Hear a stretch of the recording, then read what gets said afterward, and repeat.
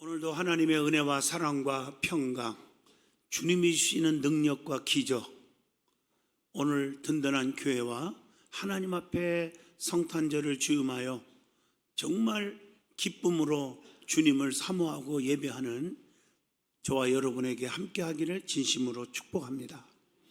오늘은 요한복음 1장 12절로 16절을 통해서 은혜와 진리가 충만하신 예수님 하는 제목으로 함께 은혜를 나누고자 합니다. 성경을 봐도 관계라는 게 굉장히 중요해요. 특별히 하나님과의 관계 회복되면 인간관계, 물질관계가 깨끗해지는 줄로 믿습니다. 특별히 인간관계 속에서 상대방에 대한 기대가 없으면 실망도 없고 상처도 없습니다. 모든 사람에게 기대를 안 하고 살 수는 없겠지만 기대를 할 만한 그런 사람과 그렇지 않은 사람을 구별해내는 안목이 지혜로움입니다. 안목의 지혜로움으로 인간관계의 5가지 방법을 여러분에게 말씀드리고자 하는데 여러분의 삶 속에 적용할 수 있기를 바랍니다. 첫째, 노크의 법칙입니다. 노크.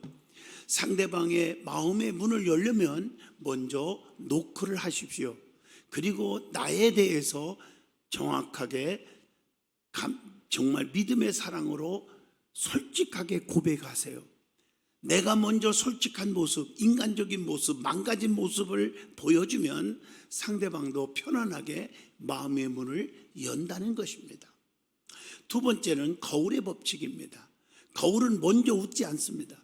내가 웃어야만 거울 속에 내가 웃듯이 인간관계도 내가 먼저 웃어야 합니다. 내가 먼저 관심을 갖고 공감하고 배려하는 것이 가장 중요한 인간관계라는 것입니다. 세 번째가 상호성의 법칙입니다. 다른 사람에게 호감을 얻고 싶으면 먼저 호감을 가져야 합니다. 자기를 좋아하는 사람을 싫어하는 사람 아무도 없습니다. 인간관계에 있어서는 항상 좋은 감정을 갖고 대하도록 노력을 하여야 합니다. 네 번째, 노맨스의 법칙이 있습니다. 내가 하면 노맨스요, 남이 하면 불륜이라는 말이 있듯이 사람은 모두 자기 중심적으로 판단하고 평가를 하는 거예요.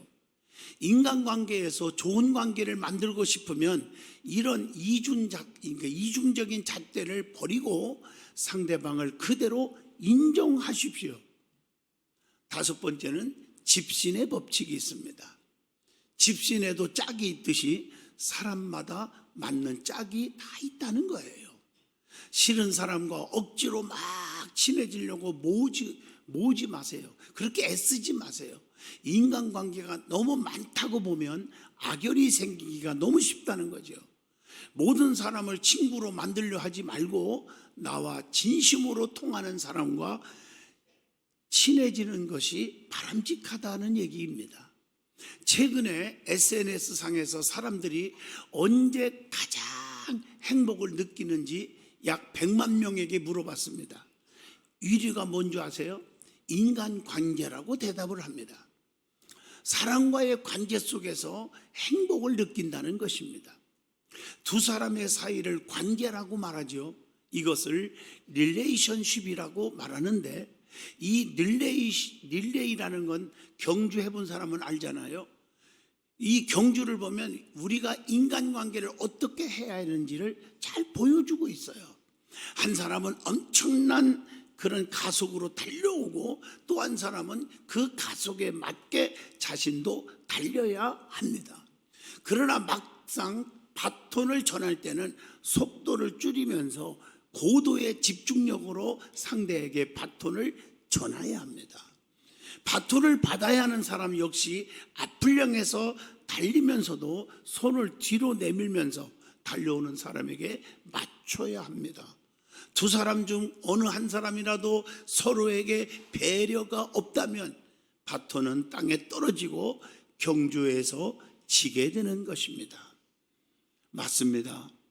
이처럼 인간관계는 행복을 좌우할 정도로 중요하지만 대부분의 사람들이 어떻게 해야 인간관계를 잘할 수 있는지를 이해하지 못하고 있다는 것입니다.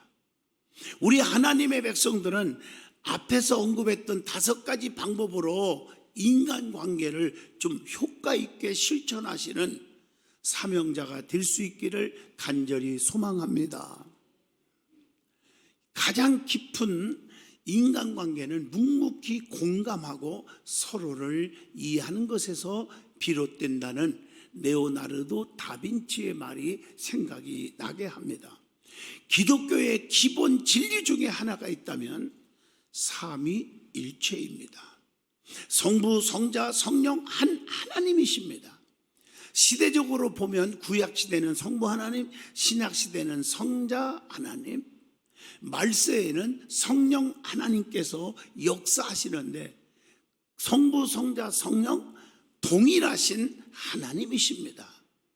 특별히 성자 하나님 즉 예수 그리스도는 히브리서 13장 8절에 보니까 어제나 오늘이나 영원토록 동일하시니라 이렇게 말씀했어요.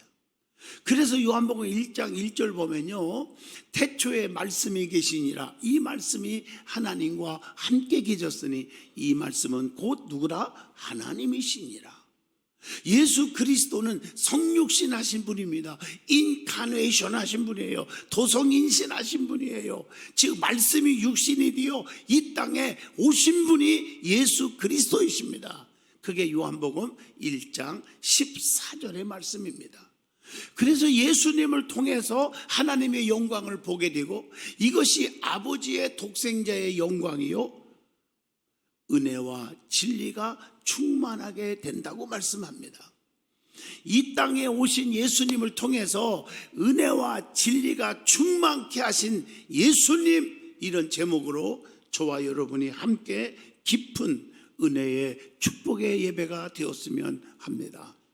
제일 먼저 예수님이 이 땅에 오셨는데 왜 오셨는지 말씀을 드리고자 합니다. 첫째, 우리의 죄를 씻어주시기 위해서 오셨어요. 디모데전서 1장 15절입니다. 예수님은 세상 죄를 지고 가시는 하나님의 어린 양이로다. 요한복음 1장 29절의 말씀입니다. 죄의 종으로 멸망할 우리를 의의 종으로 생명에 이르게 하시는 분이 누구요? 예수 그리스도이십니다. 로마서 6장 16절입니다. 예수님께 나오는 자는 그 예수님의 피로 힘입어서 누구든지 죄사함을 받게 된다고 베드로전서 1장 19절, 이사야 53장 5절 말씀에 기록되어 있습니다. 우리 예수님은 이 땅에 오신데 의를 부르러 온 것이 아니고 죄인을 부르러 오셨다고 하는 마가복음 2장 17절 말씀입니다. 두 번째, 예수님은 의를 주시기 위해서 이 땅에 오셨습니다. 베드로후서 1장 1절의 말씀, 예수님을 믿는 자에게 다 의롭다함을 얻게 하려 하심이라고 로마서 3장 26절 말씀입니다. 주님께 나오는 자는 예수님의 십자가의 공로를 힘입어 의롭다함을 얻게 된다고 로마서 8장 33절에 말씀합니다. 인간은 다 죄인입니다. 로마서 3장 10절, 의인은 없나니 하나도 없으며 이렇게 말했어요. 그래서 예수님이 필요한 겁니다. 우리가 왜? 죄 씻음 받아야 구원을 얻기 때문입니다. 세 번째, 예수님은 영생, 생명, 즉 구원을 주시기 위해서 이 땅에 오셨다고 요한복음 3장 16절 말씀에 기록하고 있습니다. 그래서 요한복음 17장 3절에 보면 영생은 곧 유일하신 참 하나님과 그가 보내신 자 예수 그리스도를 아는 것이니라 이렇게 말했어요. 로마서 6장 23절, 죄의 싹은 사망이라. 그러나 우리 예수님은 우리에게 뭘 주셨어요? 영생을 주셨다고 했어요. 요한일서 5장 20절 보면 예수님은 참 하나님이시고 영생이시니라 이렇게 기록하고 있어요. 그래서 예수님은 생명을 주고 풍성한 삶을 살게 하게 하려고 이 땅에 오셨다고 요한복음 10장 10절에 말씀을 줍니다. 네 번째로 우리 예수님은 이 땅 위에 뭘 주러 오셨다고요? 화평이 아니요 검을 주러 왔노라. 마태복음 10장 34절 35절에 기록되어 있습니다. 예수님의 능력으로 거짓된 교훈을 부숴야 합니다. 고린도후서 10장 4절입니다. 하나님을 대적하는 그 교만을 부숴야 합니다. 고린도후서 10장 5절입니다. 빌립보 2장 10절에 보면 마귀 사탄 귀신을 부숴야 합니다. 우리 예수님은 악한 영을 부숴버리기 위해서 우리들에게 주신 것들이 너무나 많아요. 그걸 표현을 뭐라고 돼 있어? 성경에 성령을 받아라. 요한복음 20장 22절, 사도행전 1장 8절입니다. 그리고 하나님의 전신갑주를 취하라. 에베소 6장 13절. 이게 영적인 무기예요. 누가복음 10장 19절에 뱀과 전갈을 짓밟을 수 있는 권세를 주신다고 약속하고 있습니다. 여러분을 괴롭히는 악의 세력들을 부술 수 있는 능력을 주님이 주시는 줄로 믿습니다. 다섯 번째, 우리 예수님은 하실 일이 있어서 이 땅에 오신 거예요. 예수님께서 하신 일이 뭡니까? 마태복음 4장 23절에 자세하게 기록되어 있어요. 그게 뭘까? 첫째, 가르치시는 일을 하셨습니다. 두 번째, 천국 복음을 전파하셨습니다. 세 번째가 뭡니까? 모든 질병과 약한 것들을 고쳐주셨습니다. 그래서 마태복음 14장 36절에 보면 각종 질병을 다 주님 만나서 고침을 받게 하신 거예요. 또 귀신에 사로잡힌 자들을 다 풀어주셨음을 마태복음 8장 16절에 기록되어 있어요. 마음에 불안하고 초조하고 괴로워하는 자들 마음의 불안을 다 몰아내줬음을 요한복음 3장 4절을 통해서 알게 됩니다. 자, 다음으로 우리 예수님의 과거, 현재, 미래에 대해서 말씀을 전하려고 합니다. 예수님의 이 땅에 오심의 의미가 세 가지가 있죠. 하나님의 창조의 말씀이 육신이 되어 거하시는데 세 가지 시제가 있어요. 예수님은 오셨습니다. 또 하나는 예수님은 와 계십니다. 과거, 지금 현재죠. 그 다음에 미래, 하나님은 다시 오십니다. 여러분, 성육신 하신 하나님이 누굽니까? 예수님이십니다. 이 세 가지 시제를 통해서 영적인 교훈과 축복이 분명히 있습니다. 오신 예수님의 사건은 도성인신하신, 즉 성육신 사건입니다. 예수님의 탄생을 기점으로 통해서 주전, 주후로 나누게 되어 있지 않습니까? 예수님의 탄생은 아브라함과 다윗 언약의 성취입니다. 그게 창세기 12장 3절의 말씀입니다. 그리고 육신의 마리아의 몸을 빌려서 오게 된 겁니다. 마태복음 1장 18절의 말씀이에요. 또 의로운 요셉을 통해서 하나님의 뜻이 이루어지게 한 거예요. 성경 보세요. 아니, 마리아와 요셉이 정혼을 했는데 손도 안 잡았는데 마리아가 아기를 가졌다고 동대방네 소문이 난 거예요. 인간적으로는 얼마나 속상하고, 그래서 그 율법에 의해서 소문만 내면, 내 입만 한번 뻥끗하면 그 마리아 돌로 찍어 죽여야 되는 거예요. 그럴 필요가 뭐 있겠어요? 요셉은 참 의로운 자예요. 그렇게 할 이유가 뭐 있겠어? 그래서 마태복음 1장 19절에 보니까 내가 물러나면 되지, 조용하면 되지, 나팔 불지 말자, 가만히 끊고자 하여 드러내지 않았어요. 마태복음 1장 19절. 그러니까 성령의 음성을 들을 수가 있는 거예요. 마리아 데려오기를 두려워하지 말라. 마태복음 1장 20절이에요. 그가 분명히 아기를 낳을 건데 성령으로 잉태했어. 그 이름을 예수라 하라. 이는 저들의 죄에서 구원할 자이심이니라. 마태복음 1장 21절의 말씀입니다. 여러분, 의롭게 사는 자에게 성령님의 음성을 들을 줄로 믿습니다.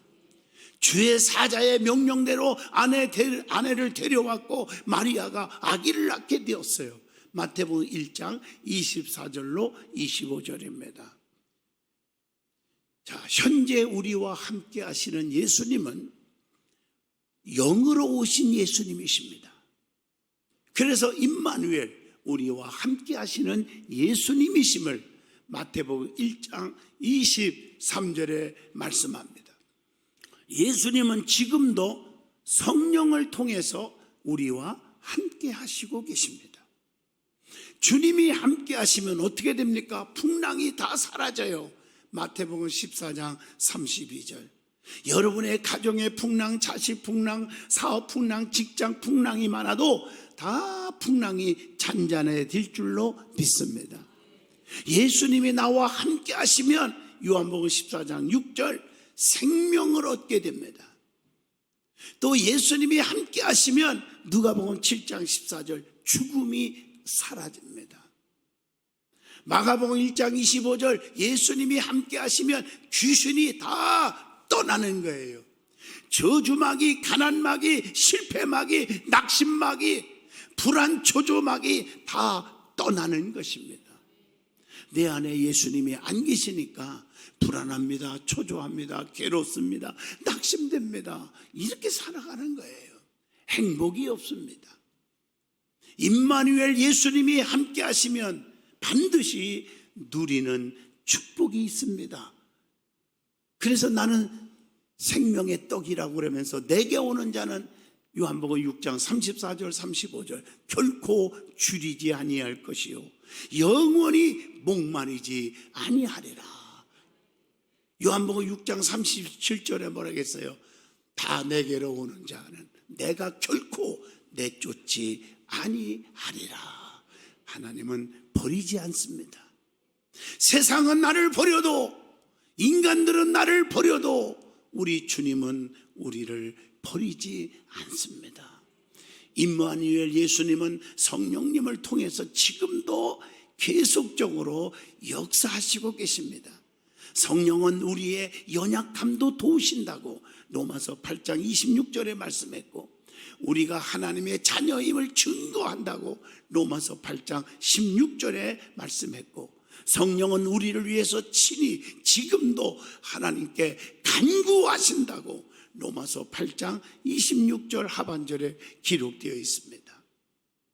그래서 우리는 성령님을 통해서 역사하시는 예수님, 오늘 성령을 체험하는 여러분 되시기를 바랍니다. 그러면 성령을 체험하는 비결이 있습니다. 뭘까요? 사도행전 10장 44절 말씀을 들을 때 성령이 임하십니다. 사도행전 1장 14절 기도할 때 성령이 임하십니다. 회개하여 죄사함을 받을 때 성령이 임하신다고 사도행전 2장 38절에 말씀하고 계십니다. 또 때로는 사도들을 통해서 안수기도 받을 때에 성령이 임한다고 사도행전 8장 17절에 말씀하고 계십니다. 그 다음에 다시 오실 예수님의 사건이 있습니다. 사도행전 1장 11절입니다. 예수님은 심판하시기 위해서 반드시 다시 오십니다.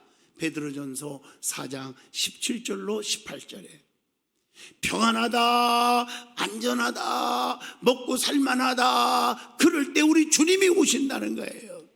데살로니가전서 5장 3절.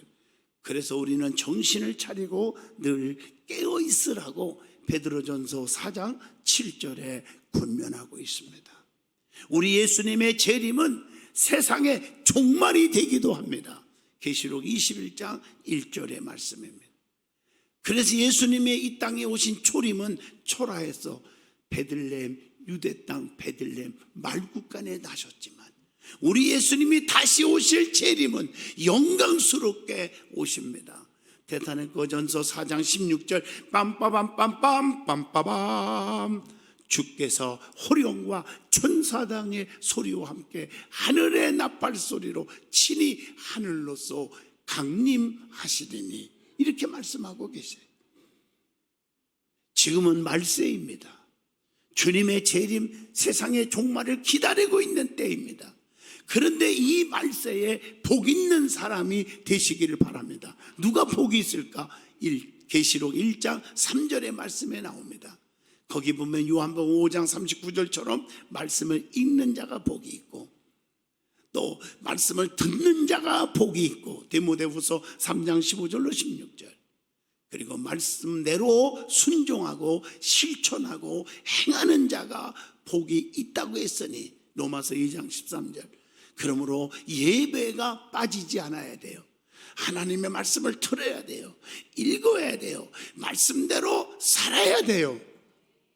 그러면 주님이 오실 때 재림 때가 되면 구분이 되어진대요. 알곡이냐 가라지냐,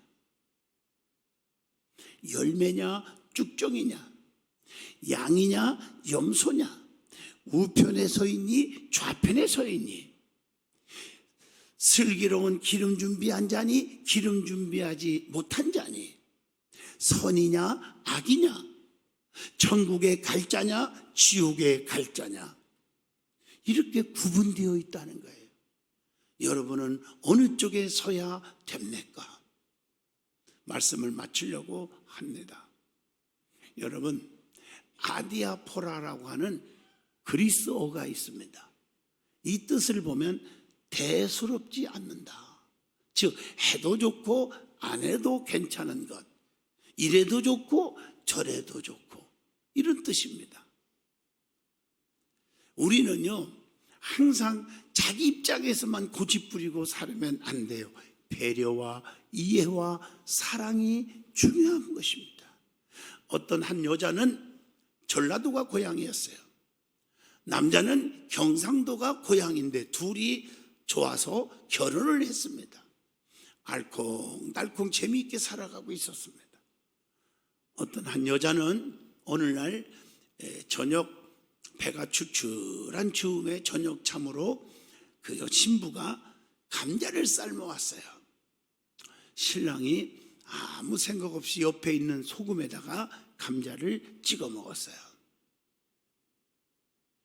그런데 이게 소금이 아니고 달짝지근한 설탕이었어요.